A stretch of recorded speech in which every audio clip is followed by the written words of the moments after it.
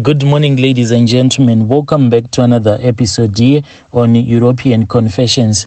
The following story that you're going to be listening to, it was sent to me by one of our dear sister. So this is the narration of that story that was sent to me.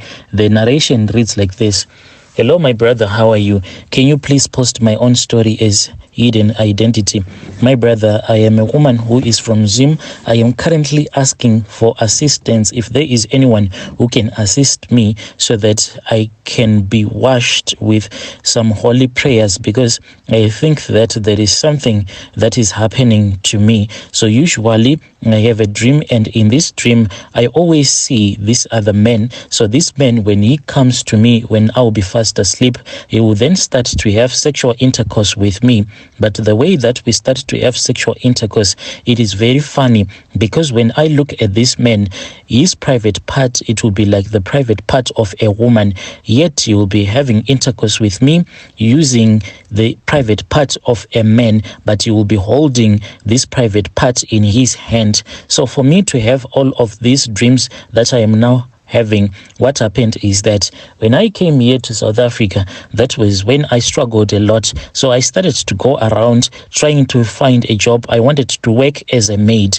So one day when I was walking to the suburbs, I then got into this other street. It is almost like the last street at the downtown in this city where I am staying. So as I was walking along that road, that was when I saw these other girls that were sitting, on those black or white plastic chairs, and most of them, they were half naked, and immediately I knew that they were prostitutes. So I then passed this place and I got to the suburbs. I looked for a job and I could not find anything. I returned back, and at the place where I was staying, I was being looked after by one of these other woman who also comes from the same village from where I come from. So the way that she started to mistreat me, it was giving me a lot of pain, because she kept on telling me that I needed to find a job very soon. So I knew that this woman did not want to take care of me anymore. So one day when I said, let me go back to the suburbs,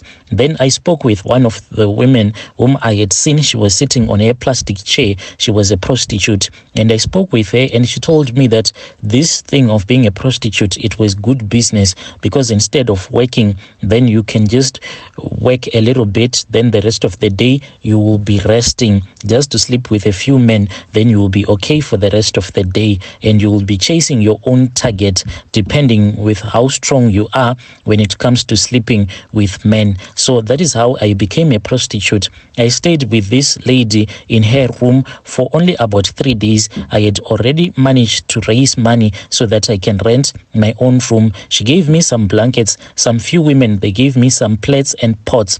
So in this neighborhood where we do this prostitution, most of the women that are here, the young women, most of them, they are your young South Africans that come to this province so that they can go to this certain university which is in town. So most of them who cannot afford that expensive student accommodation, they end up staying at the back rooms in this street where I am staying and working as well. So they end up being prostitutes as well, so that they can manage a better life. Most of them, they come from very poor families. So the money, like one who told me that the money that they get through NSFAS, it is never enough. So they always to supplement the money that they are given also by their parents. So they start to do this prostitution business. So in this street, there are a lot of women who are from Zim, Zambia, Malawi, Nigeria, as well as some of them who are from Ghana.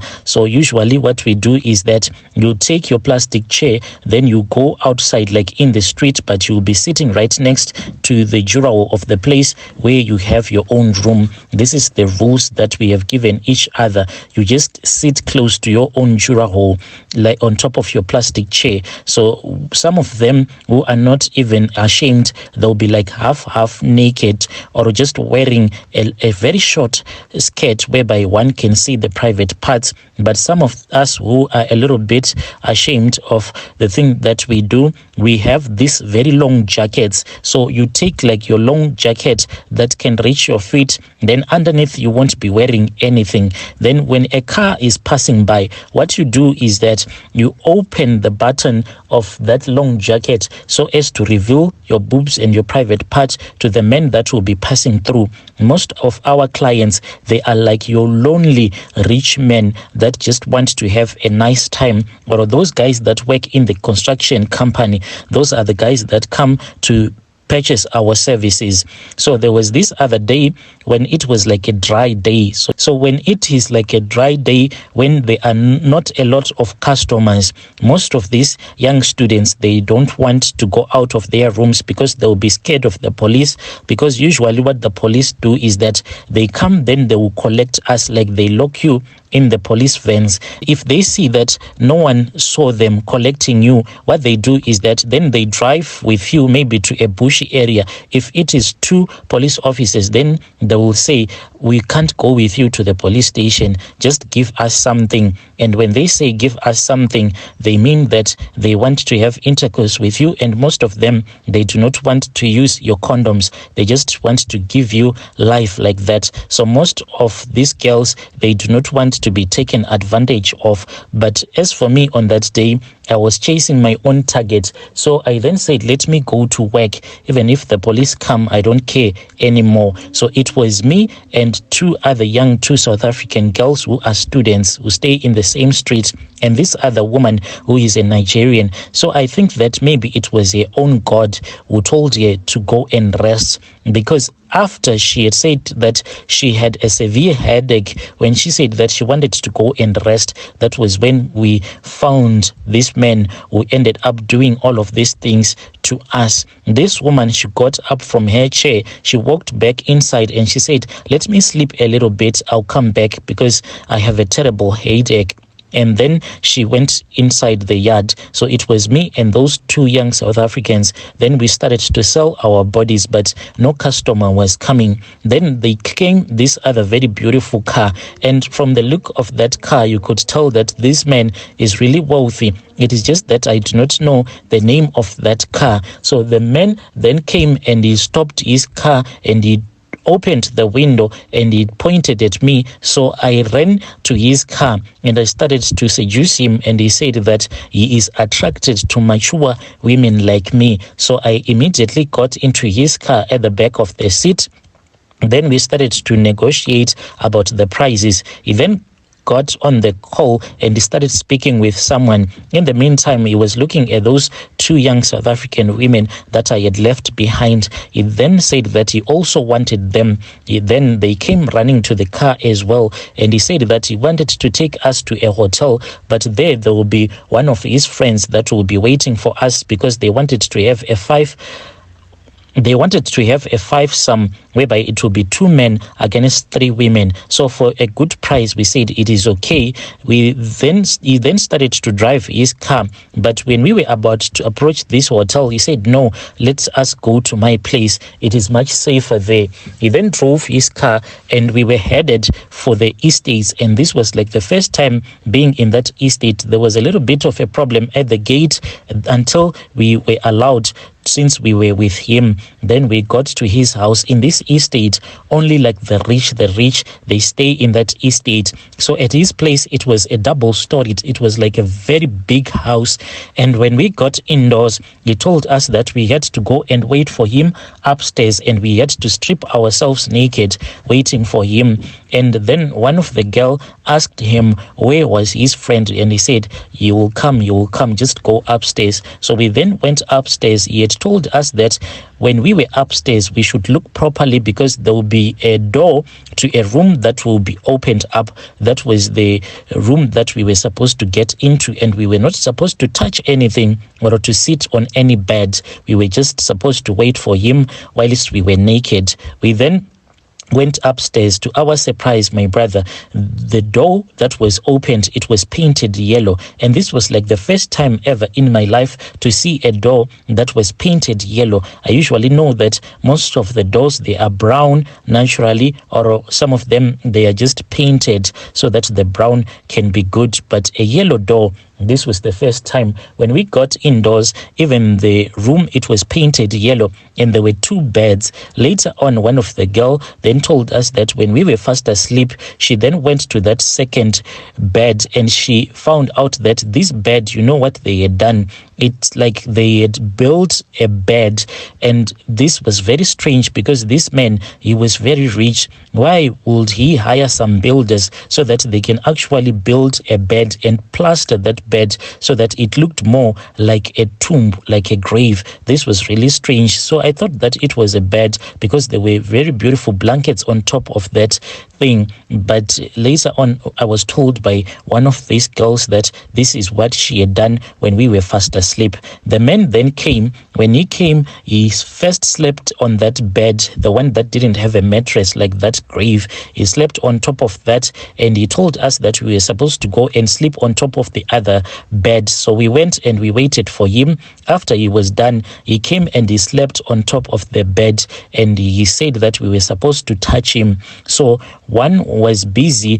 kissing his chest, one was kissing his mouth, and the other one was busy playing with his manhood. He only slept with one of the girl who is really sick, who is the youngest. When we went there, she was the youngest. So he made love to her, then he fell asleep. So when he fell asleep, we were happy because we knew that he was going to pay us for this foursome that he had said that he wanted. So we all went to bed. But my brother, to my surprise, when we woke up, we were tired. And the way that we were tired, it was as if throughout the night there was someone who had been making love to me, because even down there I felt that my private part, it was now like a very big hole. When I woke up, I actually felt that there was air that was being blown into my private part because of the way that it was opened up.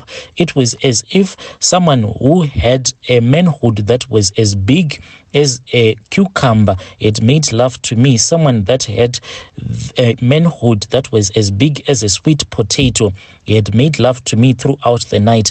I felt that my VJ, it had been teared up because of this man's big manhood. When I woke up, I could not even walk properly. I went for days and I could not even work because down there it was really painful. So the guy then woke us up and he said that we were supposed to go and bath because his driver was going to come and collect us so that he can drop us off. He gave us the money.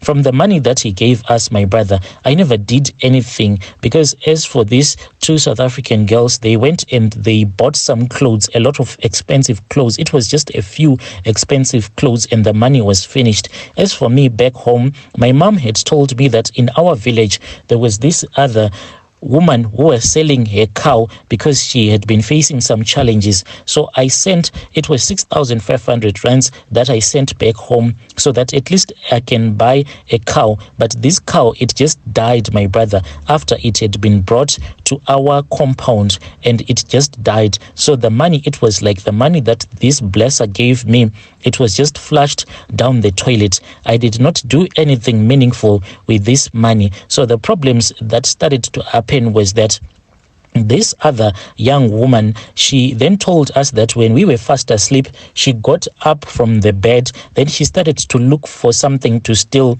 She got this other ring that has a very small diamond, a very tiny black diamond. She stole that ring as well as a golden.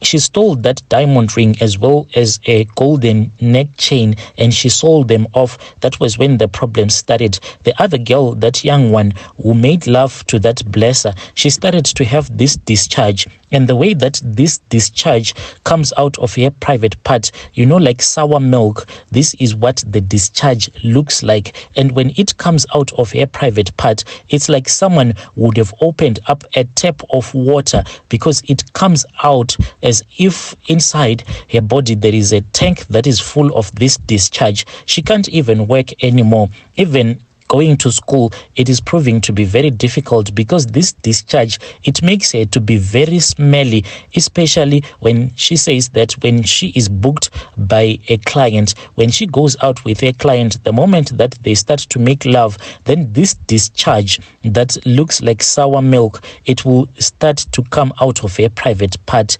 So this is the challenge that she is facing. As for me, the challenge that I am facing, like I told you, when I am fast asleep, I always have this dream of a man that comes to make love to me. But the strange part about this man is that you will be having like a woman's private part on his body, and in his right hand you will be holding a man's private part with even the testicles. It will be there, it will be fully erect. Then he will start to have intercourse with me using that private part that you will be holding in his hand. And the way that he does do me, it is quite painful. If there is anyone who can assist me, please tell me. They can give you your number so that we can get assistance. Dear listeners, right there was a message that was sent to me by our dear sister.